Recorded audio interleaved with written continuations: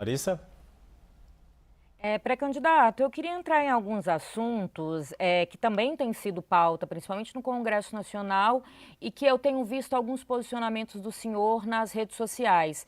Eu queria saber a opinião do senhor, por exemplo, sobre o PL da misoginia e outros textos também que nos últimos tempos têm focado em tentar evitar a violência contra a mulher, que tem sido crescente no nosso país.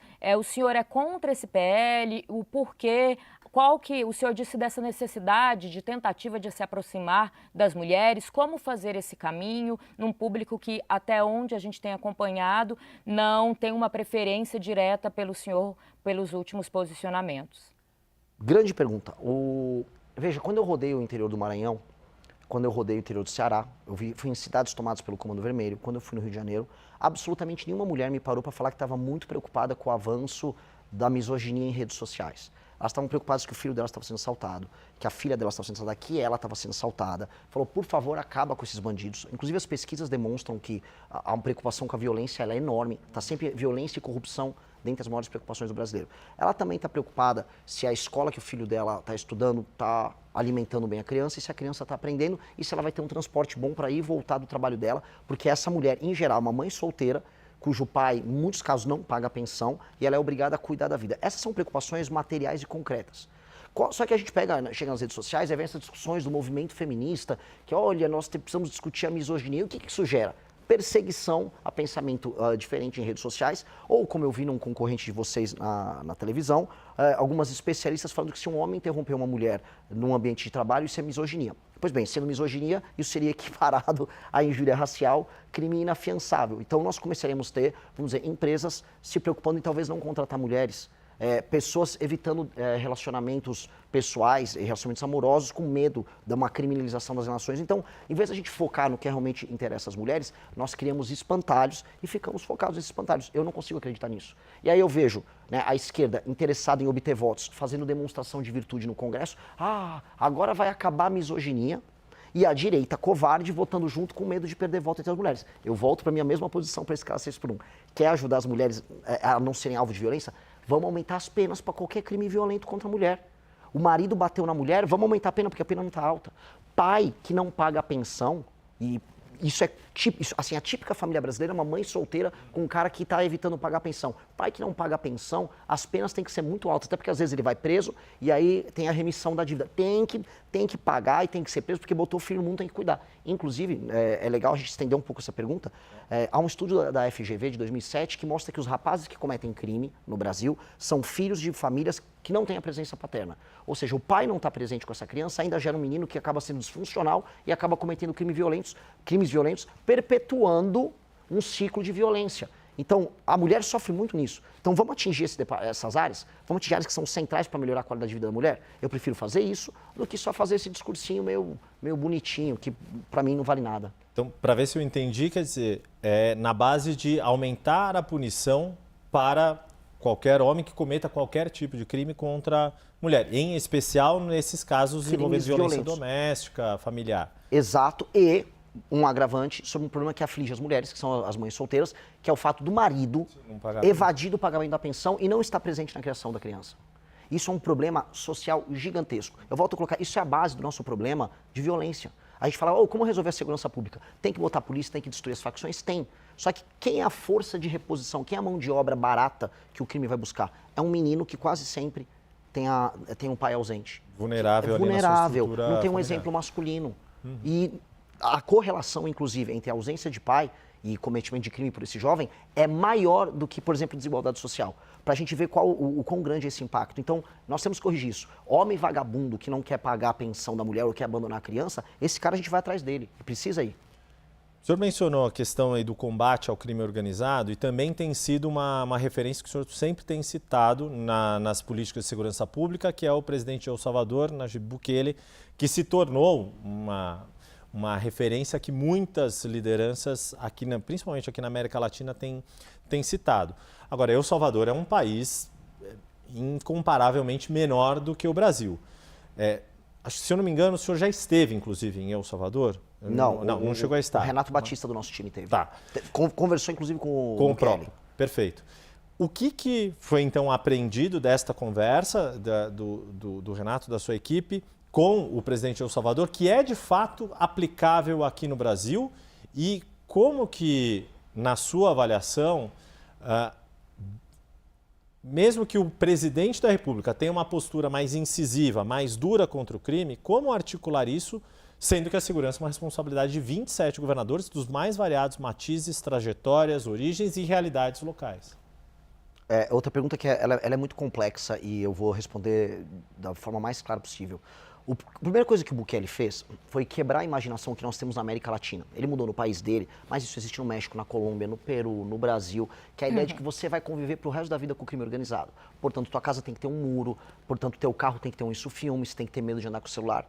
A América Latina aceitou que ela é controlada pelo crime. Então, a primeira coisa que ele mudou foi, não, eu posso destruir isso.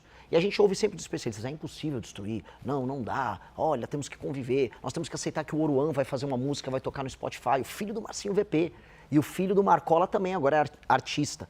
Então, a negação dessa aceitação, ou seja, a mudança na cabeça das pessoas, foi a primeira coisa que ele fez. E ele gerou o resultado, ele aumentou as penas, ele colocou, né, algo que é permitido na Constituição de El Salvador, que é um estado de exceção, que permitia que a polícia e as forças armadas agissem de maneira enfática. Ele tratou as facções criminosas como organismos anômalos, como terroristas, ou seja, ele teve uma lei especial, criou o famoso Secote, que custou coisa de 500 milhões de reais, fazendo a conversão, que é um super presídio lá em El Salvador, e aí ele destruiu eles e hoje El Salvador é um lugar muito, mas muito seguro. Outras nações, por exemplo, no leste asiático, apresentam também leis muito duras contra o crime organizado e apresentam, a despeito de terem sido pobres há muito tempo, qualidade de vida e números ligados a homicídios e roubo muito menores do que o Brasil. Então, ir por esse caminho, e eu posso falar de nações maiores do que El Salvador, eu posso falar da China, que é gigantesca, que apresenta, vamos dizer, leis penais quase tão duras quanto El Salvador, num estado de exceção, mostram que a gente tem esse caminho de enfrentamento. A questão é que a gente simplesmente não está tentando. E nós temos que tentar, porque nós temos que parar de aceitar que nós temos que esconder o celular quando a gente anda na rua, que uma mulher tem que ter medo de sair do ônibus e chegar até a casa dela. A gente não tem que ter medo de nada.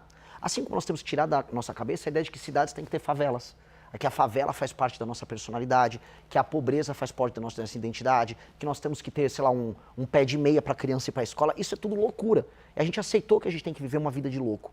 Então, nós temos que endereçar essas grandes questões com a mesma missão que o Bukele entrou. Eu vou acabar com o crime organizado, com as medidas duras que ele adotou e com a nossa capacidade bélica, nós temos através das polícias e da inteligência com o COAF e Polícia Federal. Nós temos que endereçar a questão dos investimentos estatais para acabar com a favela, que é o lugar em que o crime, infelizmente, domina as pessoas. A gente está falando de praticamente 50 milhões de pessoas que vivem sob a interferência direta do crime organizado. E mudar a imaginação do brasileiro de que é possível viver num lugar que é muito bonito e que pode ser feliz. Hoje nós temos um Brasil que tem um potencial enorme, mas é um país triste, cujas cidades são feias. As cidades do Brasil são horríveis. Todas as casas são muradas, as ruas são abandonadas e as pessoas têm medo de andar. Então, essa mudança cabe ao Poder Executivo. Esse é um papel do presidente. E aí, te respondendo sobre a articulação, de maneira muito simples. Há governadores que tentaram já fazer esse enfrentamento, mas eles são submetidos a uma lei penal e às leis de execução penal, que são prerrogativa do Congresso Nacional e da Presidência da República alterar. Então, quando tentaram as UPPs no Rio de Janeiro, por mais que tenha sido uma iniciativa boa, no fim do dia, se não alterasse as leis penais e o Código de Processo Penal, não resolvia nada. Se não tivesse um estado, por exemplo, se eles pudessem decretar o estado de defesa, que permitia que o BOP entrasse na casa das pessoas onde às vezes se escondia um criminoso, não ia dar, como não deu. Então, o Poder Executivo tem que criar um arcabouço legal e agir junto com as polícias estaduais, com os governadores. Se o governador está cooperando e ele executar, vamos bater as metas juntos. Se o governador não cooperar, como por exemplo, eu tenho certeza que o governador do Ceará, que vive me processando, não cooperaria, nós vamos colocar um estado de defesa no estado dele, ele fica afastado dessa prerrogativa e nós destruímos o crime no estado dele. Meu recado é para todos os estados. Na Bahia, no Ceará, as pessoas reclamam, e a polícia também reclama, o governador não faz nada. A gente sabe onde está o criminoso, eles estão tomando a cidade, mas ninguém faz nada. Eu vou fazer. Só para esclarecer, antes de passar a palavra para a Larissa, o senhor falou estado de defesa, quer dizer, usar um mecanismo que já existe na Constituição e mais rigoroso do que, por exemplo, as GLOs, as garantias de lei e ordem, por exemplo... Que o Temer usou. Exato. O Rio de Janeiro passou por uma intervenção, Exato. Era o general Walter Braga Neto. Exato. E veja só, não é um mecanismo, quem fala, isso é autoritário, isso não é autoritário, isso é estabelecer a autoridade. O Temer tinha feito uma GLO assumindo o controle, vamos dizer, da área de segurança no Rio de Janeiro. Ok, eu espero não precisar fazer isso se os estados cooperarem. Agora, se o estado do Ceará, para pegar um exemplo prático, quiser manter Santa Quitéria, uma cidade que tem urânio e que foi tomada pelo Comando Vermelho, sob o comando do Comando Vermelho, eu vou decretar que Santa Quitéria estará em estado de defesa e a polícia e as Forças Armadas, se necessário, vão entrar em Santa Quitéria, vão destruir o Comando Vermelho de Santa Quitéria, libertar a população. Eu gostaria de contar com o auxílio dos governadores. Agora, se não quiser auxiliar, a gente faz sem eles mesmo. Larissa, acho que a nossa última pergunta, o tempo está passando rápido aqui, mas vamos lá. Uma última pergunta, então, antes da gente encerrar. A gente tem percebido críticas a alguns candidatos, posso citar até o próprio candidato, pré-candidato, né, Flávio Bolsonaro, de falta de experiência com o executivo. O senhor não tem nenhuma experiência política em cargos eletivos. O senhor acha que isso seria um problema, tanto para elegê-lo, quanto se caso isso acontecesse, essa falta de experiência? Não. Não, porque temos grandes líderes políticos no Brasil e no mundo que tiveram nenhuma experiência em cargo eletivo pretérito e fizeram bons governos, como pessoas que tiveram muita experiência e fizeram maus governos. Não é exatamente isso que determina o sucesso de um mandatário. A Dilma tinha experiência administrativa dentro da máquina pública e foi um desastre. Então, e o Milei, vou dar um exemplo aqui de uma figura que está fazendo um governo técnico e efetivo nas políticas públicas dele. A gente pode até, eventualmente, não concordar exatamente com a política B ou C, mas ele está conseguindo fazer as entregas prometidas por ele. E uma coisa que me torna diferente dos demais eu não tive cargo eletivo, mas eu faço política de maneira efetiva há muitos anos. Por exemplo, o Zema hoje foi num podcast e falou, eu tenho mais experiência que o Renan. Veja, quando ele concorreu para o governador, ele não tinha experiência nenhuma e ele fica fazendo campanha falando que ele é um empresário e não um político. Pois bem, eu sou político sem precisar de mandato. Há mais de 12 anos, eu liderei o impeachment de Dilma Rousseff, como o Yuri bem observou, não só nas ruas, mas no parlamento, organizando o comitê do impeachment no parlamento.